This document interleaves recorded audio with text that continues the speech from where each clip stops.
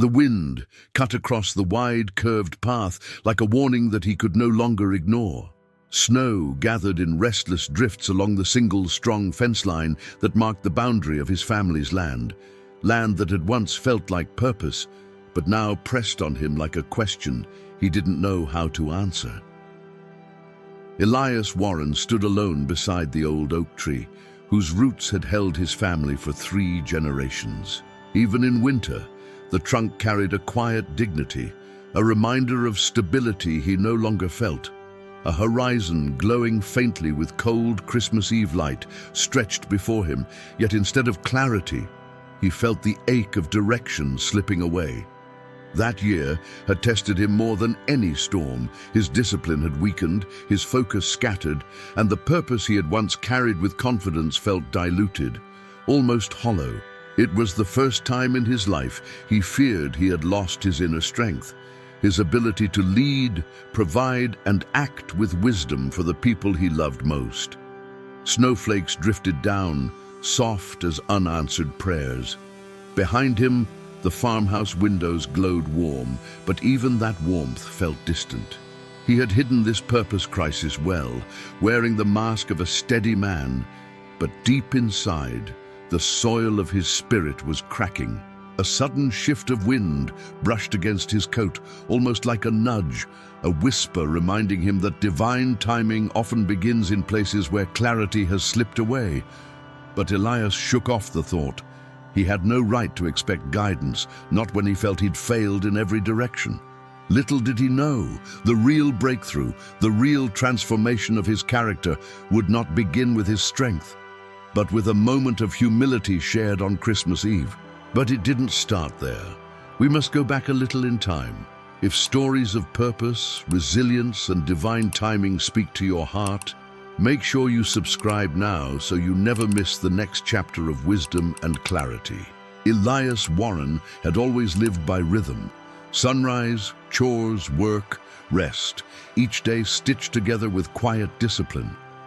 His life in the rural hills of northern Arkansas wasn't glamorous, but it had a kind of intentional living he once cherished. Before the crisis, before the hollow ache in his chest, mornings used to bring him a certain clarity. He would rise before dawn, step onto the wide, curved path that stretched from the farmhouse to the barn, and breathe in the scent of hay, frost, and responsibility. The air would bite at his lungs in winter or sit warm and heavy in summer, but either way he felt grounded, anchored by purpose. That was before the weight began to settle on him, slow but steady, like snow gathering on fence posts. On one particular morning, months before Christmas Eve, the mist was lifting over the pasture. It peeled back in thin veils as the sun climbed, revealing still water in the pond and cattle moving with calm steadiness. Elias had horses to check, tools to mend, and a section of broken fence line to repair. His rope hung over his shoulder, symbol of both work and discipline, old but dependable, much like the values his father had drilled into him years ago. Yet on that morning, something felt different. The mist lifted, but his clarity did not. He paused beside the old oak tree, his father's oak tree, the same one he had leaned against when teaching Elias about leadership and integrity. "A man doesn't find purpose," his father had once said, tapping the trunk. "He builds it, brings it to life, day after day, with consistency and long-term vision." Back then, Elias believed that wisdom with all the certainty of youth. But lately, he felt that purpose slipping through his fingers. The farm, though steady, demanded more than resources allowed. A drought in late summer had left the hay supply uncertain. A tractor repair had drained the emergency fund. And though his family didn't know it, Elias had quietly taken on a loan just to keep things functioning. He had always prided himself on stability, stewardship, and resilience. But now, leadership felt like a mask stretched thin over fear. As he walked the path that morning, he noticed the fence line sagging deeper than he remembered. He tightened the wire, tugged against the frost, and felt the tension of the metal echo something inside him. strained, pulled to its limit. Then a sharp wind shift swept across the land. It came sudden and cold, rattling the barn doors and stirring dust from the ground as if something unseen had stepped onto the farm. Elias looked up sharply. Wind had always been a spiritual cue for him, a quiet nudge, but lately even that felt lost in the noise of his inner doubts. He whispered a short prayer, more habit than conviction. "Lord, give me direction, something." But even as the words left his lips, he wondered if he still deserved clarity. Later that same afternoon, his daughter Lily asked, "Daddy, why did you stop whistling when you work? You used to do that every morning." The question hit him deeper than she could understand. Whistling had been his sign of presence, of joy in the midst of routine, a tiny ritual of inner strength. And now, he hadn't even noticed it was gone. He told her he was just tired, but the truth ran deeper. Something inside him had shifted, and he didn't know how to shift it back. Over the coming weeks, the days followed the same pattern: work, routine, chores, but without the fire of purpose. It wasn't burnout, it was something quieter, more dangerous, purposelessness wearing the disguise of productivity. He tried to push through with discipline, but discipline without direction is just exhaustion, and exhaustion, over time, erodes even the strongest character. As autumn deepened, bills piled, uncertainties grew, and the farm felt heavier on his shoulders. Each sunset came like a reminder that he was drifting from the man he meant to be. One evening, as he stood looking over the fields, his wife, Mara, came to stand beside him. She slipped her arm through his. "You're somewhere far away again," she said softly. He swallowed, just thinking. "You haven't been yourself," she added gently, not accusing, observing. Elias stared at the horizon, glowing with fading light. "I'm trying, Mara. I just don't know if it's enough anymore." She rested her head on his shoulder. "Purpose doesn't disappear, Elias. It gets buried. We'll find it again." Her words were kind, hopeful, but he didn't feel them settle inside. He felt like a man drifting, even while standing on his own land. A man losing the clarity that once anchored him. A man heading toward a Christmas Eve where everything he believed about purpose, leadership, and divine timing would be tested in ways he could not yet imagine. Before the crisis deepened, before the weight of doubt slid across his days like a shadow, Elias held a dream that shaped his early mornings and his long-term vision. It wasn't a grand dream, not one of fame or fortune. It was humble, steady, carved from rural soil and the wisdom of generations. He dreamed of leaving the land better than he received it. Some men chased ambition. Elias chased stewardship. He wanted the farm, with its pastures and still water and that proud old oak tree, to become a place where his children learned discipline, resilience, and the quiet power of intentional living. He wanted them to grow up with clarity, knowing that their lives had direction, meaning, and the inner strength to withstand storms, both literal and emotional. His dream had three parts, simple yet profound. 1. Restore the barn his grandfather built, not just patch it, restore it fully, so the family legacy wouldn't fade away under the weight of time. 2. Expand the pasture by repairing the fence line all the way down to the creek. He'd always wanted the cattle to have more room, and the land beyond the curved path had potential waiting like a promise. 3. Build a small gathering space under the oak tree for family prayer and gratitude moments. A place where his children could learn that spiritual growth didn't need a church building. It needed presence, humility, and open skies. He used to picture Christmases there, with lanterns hanging from branches and the wind carrying the soft sound of prayer over the snow. But as the months passed, the dream grew heavy instead of energizing. When clarity faded, dreams can morph into burdens. One night, unable to sleep, Elias stepped outside. The horizon was glowing faintly with moonlight, the kind that reveals more than it hides. He stood under the oak tree and whispered a prayer, not loud, not confident, but sincere. "Lord, I don't need success. I just need direction. Give me wisdom. Give me insight. Help me understand what you want from me." He waited. The wind shifted slightly, brushing against the branches. A quiet moment, a small sign, but nothing more. He felt foolish for expecting an answer. Yet something inside him, a seed of discernment, told him that purpose often hides behind patience. And patience, he knew, was not built in times of comfort, but in times where emotional maturity is tested. In the days leading into winter, he clung to that dream even as doubts gnawed at its edges. He walked the pasture, running his hand along the fence line, imagining the expansion. He stood in the barn doorway, picturing new beams and restored walls.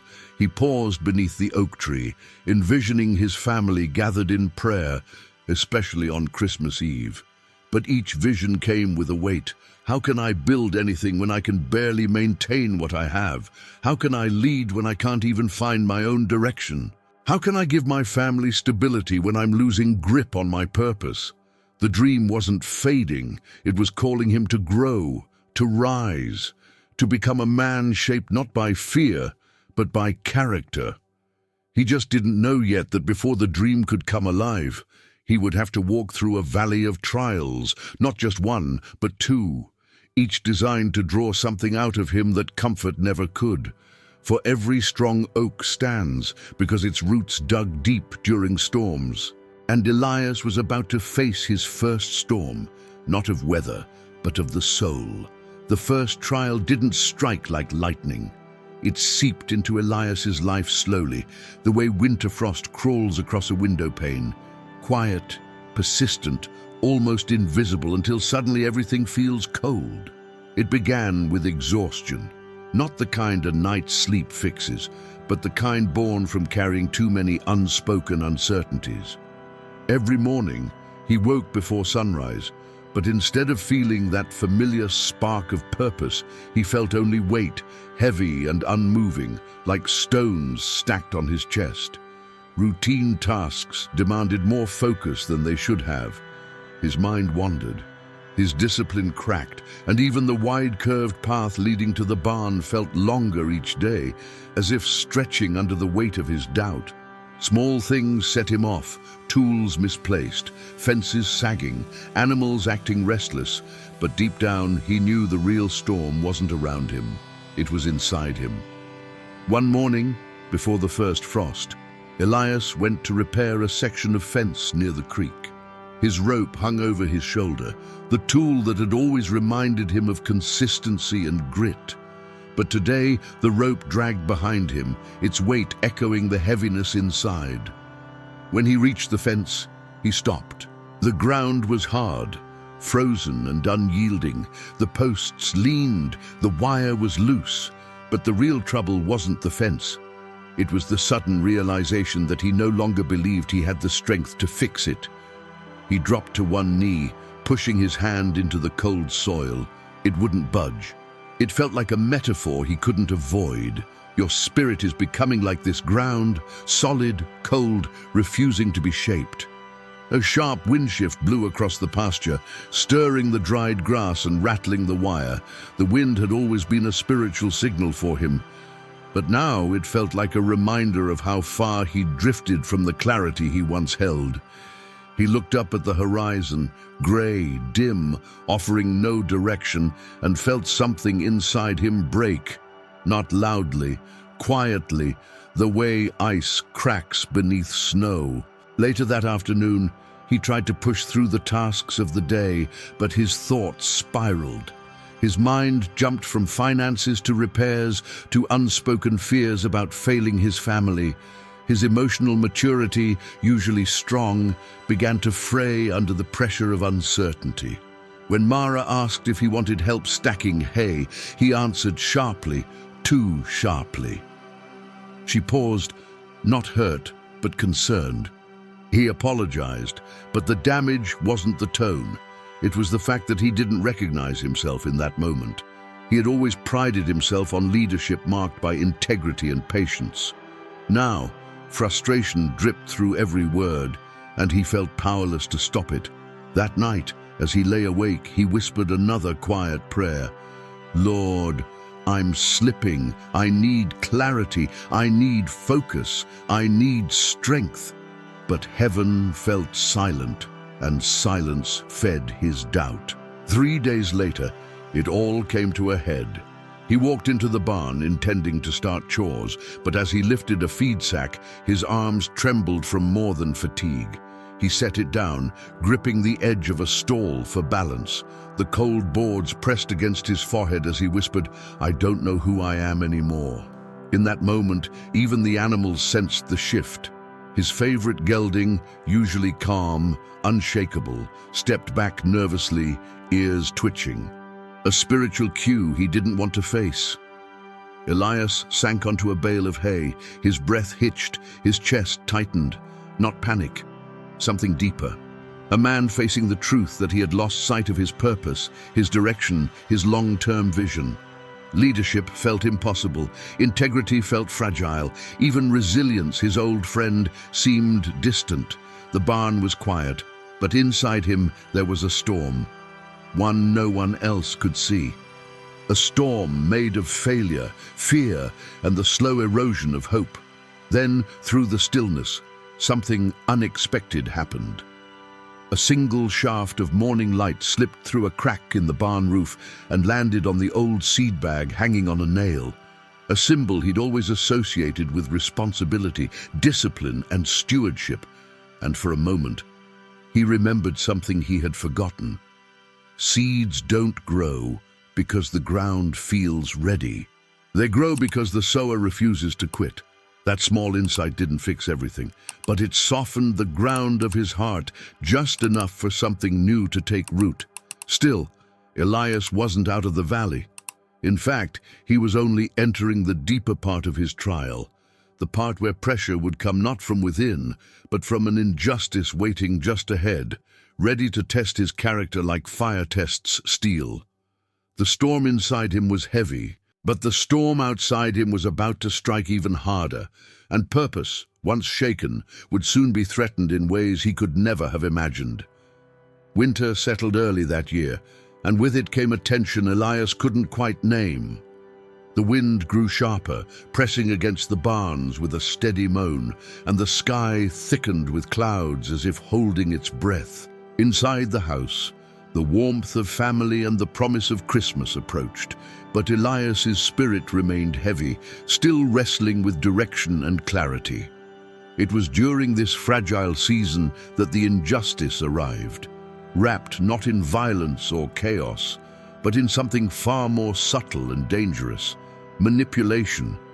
Clayton Reeves was the kind of man who knew how to read weakness the way ranchers read weather patterns.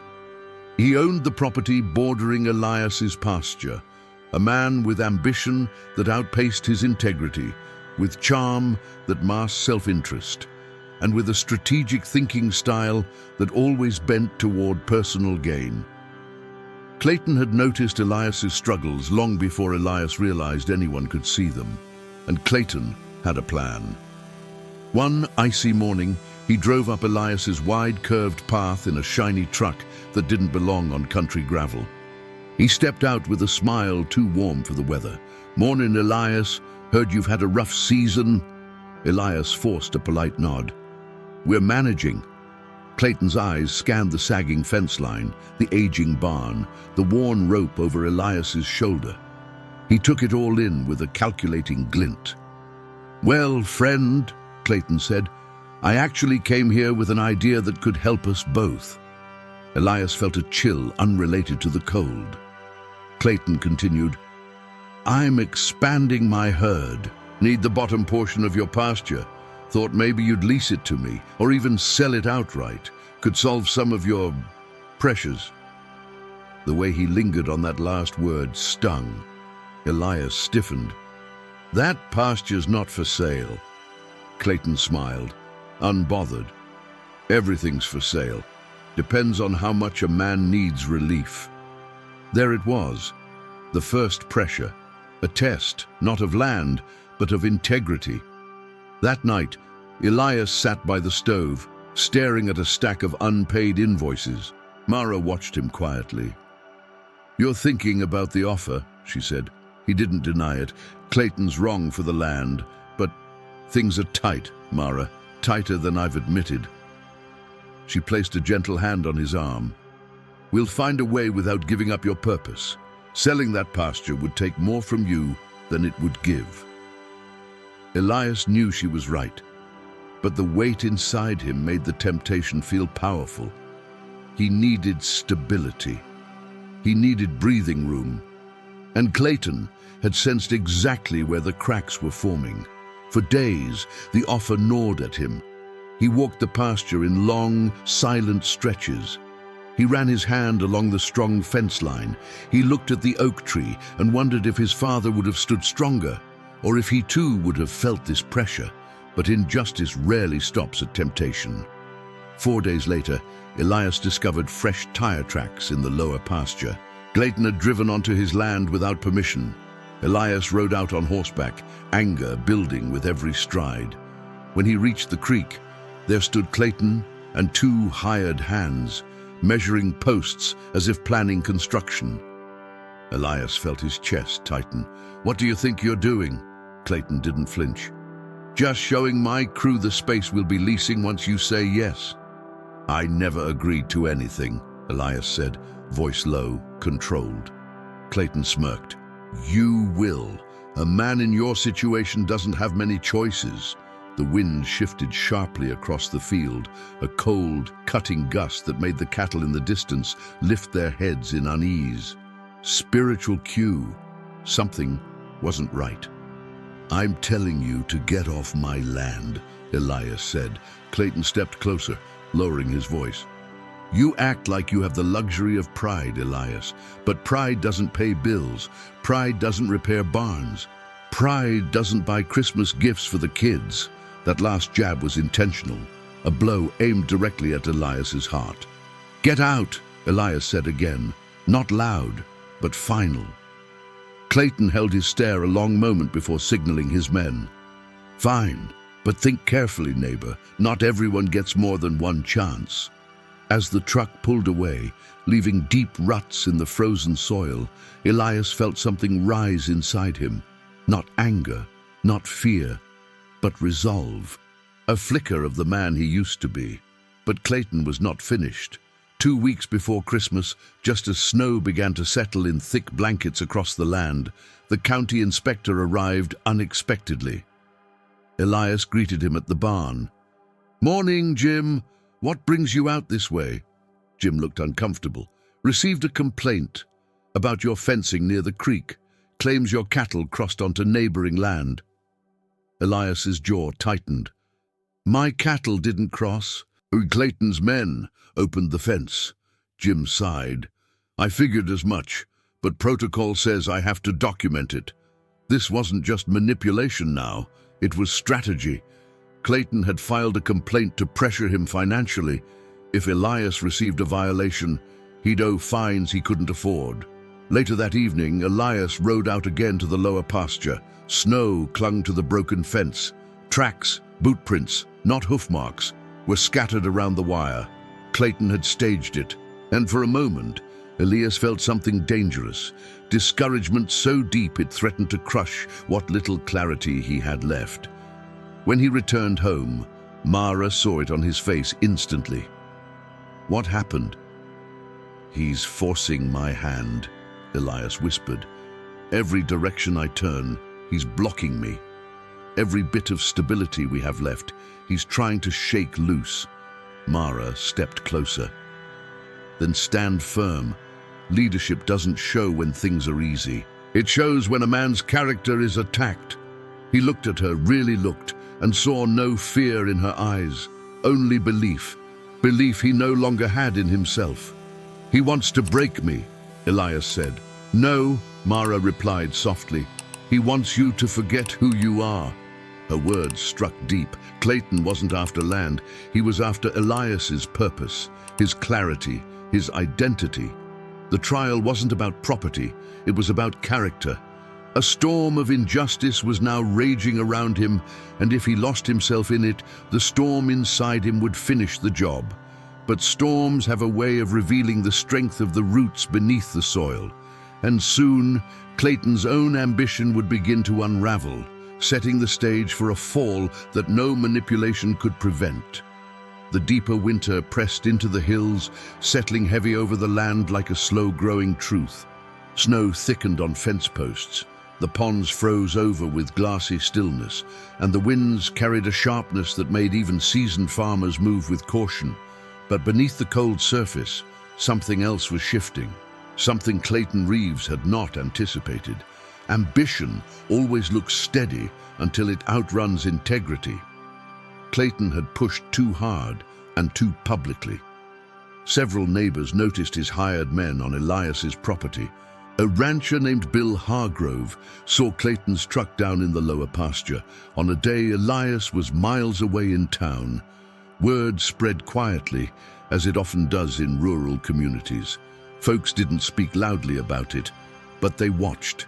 And watching reveals truth far faster than accusation. Clayton's reputation, long a polished veneer, began to show cracks. Still, the breaking point came not from gossip, but from Clayton's own pride. One morning, Clayton attempted to expand his herd before finalizing water rights. He moved cattle toward the creek bordering Elias's land he did not own and had no permission to use. In doing so, he cut too close to protected soil and violated a conservation guideline that had been in place for years. The county didn't overlook that. Jim, the inspector who had reluctantly visited Elias earlier, now arrived at Clayton's property with a firmness Elias had never seen in him. Clayton argued, deflected, blamed everyone but himself, but the evidence was clear. He had trespassed environmental boundaries with financial motives, and the law responded with penalties far heavier than anything he had tried to pin on Elias. Fines, temporary halt on his expansion, a mandatory inspection review, and most damaging of all, loss of trust. A man can recover from money loss, but integrity, once fractured, becomes a public echo that outlasts any clever scheme.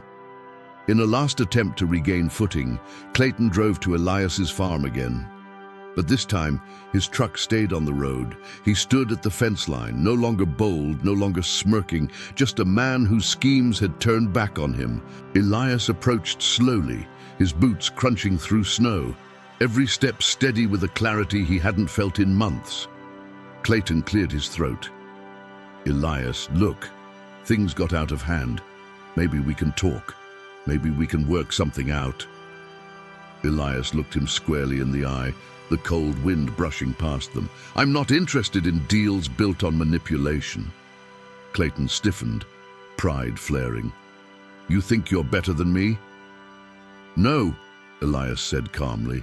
"I just think a man's character should last longer than his ambition." Clayton flinched, because truth, when spoken quietly, hits harder than shouting. Elias continued, "You tried to pressure my land, my family, my peace, but you didn't break anything except your own reputation." Clayton swallowed hard. "You'll regret this." "No," Elias answered with a steady voice, "I won't. Because I didn't compromise my integrity." The wind shifted then, sharp at first, then soft, almost like the land itself recognizing a line had been drawn, and justice had stood its ground. Clayton turned and walked away, his boots slipping on the snow, his shoulders tense with the weight of a fall he had engineered with his own hands. Elias watched him leave, not with triumph, but with a sober understanding. Character outlasts cleverness. And a man who stands firm, even when uncertain, finds stability returning piece by piece. He felt something loosen inside him, a knot that had been tightening since autumn. It didn't vanish, but it eased, as if the land itself breathed with him.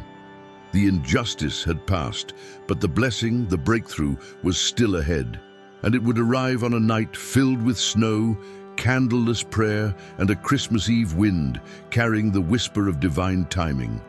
Christmas Eve arrived quietly, wrapped in a soft snowfall that covered the land like a promise. The world felt hushed, as if time itself were holding its breath.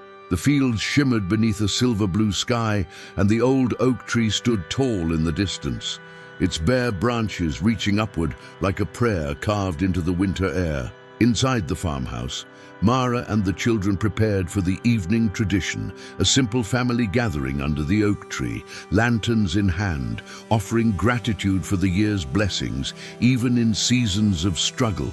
But Elias lingered by the window, staring out at the drifting snow. He felt the weight of everything he'd carried, the doubts, the internal storm, the injustice, the erosion of direction. He whispered, not in frustration this time, but in surrender. "Lord, I'm tired. I've done what I could. If there's clarity yet to come, I'll wait for it. If there's purpose left for me, show me. I'm listening." The moment he spoke those words, something softened inside him. Not relief exactly, but acceptance. A man can't receive new purpose if he still clings to the old wounds. Mara stepped beside him. "We're ready when you are." Elias nodded almost apologetically. "I'm not sure I'm much use tonight." She touched his arm gently. "You don't have to be anything tonight. Just come. Sometimes leadership is simply showing up." The words struck him deeper than she knew. They stepped outside, lantern light flickering in the drifting snow. The wide, curved path glowed faintly under their feet. The air was cold but calm, the kind of calm that follows storms, when the world exudes a quiet resilience. The children walked ahead, their voices soft with excitement. Elias watched them, a small ache forming in his chest. He had been so focused on what he felt he was losing that he hadn't seen how much remained. As they approached the oak tree, a subtle wind shift brushed against Elias's coat, a gentle movement, purposeful, almost guiding. He paused, looking up at the branches towering above him. Snow rested delicately on its limbs, reflecting the lantern light in golden hues. Then he saw it. The horizon behind the tree was glowing, not faint, but warm, bright, golden. A horizon glowing with light, as if dawn had arrived early, even though the night was still deep. It wasn't sunrise. It wasn't moonlight. It was something else. Something that carried clarity. Something that felt like direction. Elias exhaled slowly, his breath fogging the air. "Do you see that?" he whispered. Mara nodded. "Yes, it's beautiful." But to Elias, it was more than beautiful. It was revelation, a quiet breakthrough, the first spark of purpose since his collapse. They gathered beneath the oak tree, the lanterns swaying gently in the winter breeze. Elias expected Mara to lead the prayer as she sometimes did when he felt worn, but instead she looked at him with a steady, trusting gaze. "Elias, would you lead us?" He hesitated. His throat tightened. His doubts rose like old ghosts. But something deeper rose too, inner strength long asleep but not dead. He held the lantern, looked at his family, then lifted his eyes to the glowing horizon. His voice trembled at first. "Lord, thank you for this land. Thank you for my family. Thank you for your protection when I felt lost. I haven't been myself. I've doubted too much."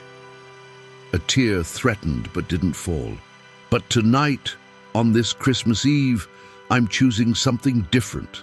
I'm choosing clarity over confusion, purpose over fear, and integrity over pressure. I don't know what the future holds, but I trust your direction. And I trust that your timing is perfect." The wind picked up, not harsh but warm, like a breath against the cold evening air.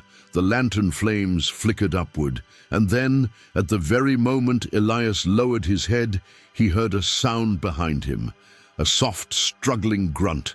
He turned and saw his gelding, his most trusted horse, standing near the fence line. 2 days earlier, The horse had slipped on ice and injured its leg badly. Elias had feared the worst. But now, impossibly, the animal stood tall, balanced, steady. The storm inside Elias cracked open. His breath caught. Mara gasped softly. The children stared in awe. The horse took a step, slow, deliberate, but strong. It lifted its head toward Elias, as if acknowledging him. And in that moment, clarity washed through him like fire through frost. He understood. Sometimes God speaks through wind, sometimes through trials, sometimes through people, and sometimes through unexpected miracles standing on four legs. Elias whispered, with reverence, with revelation, God never arrives late. The words felt like truth carved into his bones. Purpose didn't return in a roar, it returned in a whisper, a step, a glow on the horizon. Direction came back not as a map, but as assurance. He lifted his lantern higher. Thank you, he breathed. I see it now. On that quiet Christmas Eve, standing beneath the oak tree with snow falling like grace, Elias Warren received not the life he once had, but the clarity and strength he needed to walk into the life ahead of him. His spirit, once cracked, was whole again. The storm was over, the blessing had come, and purpose had returned, steady and strong. When dawn rose on Christmas morning, Elias stepped outside once more. The farm lay silent beneath a clean blanket of snow, the wide, curved path glistening like a fresh page, waiting for new direction. The old oak tree stood firm against the pale sky, a symbol of stability and character that had outlasted storms far worse than winter. As he watched the golden horizon brighten, Elias felt an insight settle deep within him. Quiet, steady, transformational. Purpose does not vanish when a man grows weary. It simply waits for him to grow stronger. He had spent months fearing he'd lost his direction, when in truth, he had been walking through the very valley that would sharpen his leadership, rebuild his integrity, and restore his long-term vision. Trials had not weakened him. They had carved out space for clarity to return. In the stillness of that Christmas morning, Elias understood a timeless truth. Leadership begins the moment a man chooses integrity over convenience. Those who plant in faith will always harvest clarity. And often, God strengthens a man long before he blesses him. He lifted his eyes to the horizon, glowing with new light, breathed in the crisp air, and felt gratitude settle into his bones. The crisis had not destroyed him. It had prepared him. The purpose he thought he'd lost was now rooted deeper than ever, shaped by resilience, steadied by emotional maturity, and guided by divine timing. A new season had begun. In the end, Elias discovered what so many of us forget. Sometimes purpose isn't found in strength, but in surrender. Sometimes clarity doesn't rise with the sun. It arrives in the quiet moments when we finally lift our eyes and trust divine timing. And just like Elias on that Christmas Eve, you too carry a strength that storms cannot erase. If this story spoke to your heart, if it reminded you of resilience, integrity, and the power of family prayer, then make sure you subscribe so you never miss the wisdom, the reflection, and the breakthrough waiting in the next chapter of your journey. And now, if you're ready to take one more step toward inner strength, purpose, and spiritual clarity, tap the video appearing on your screen. There's a lesson in that one you don't want to miss.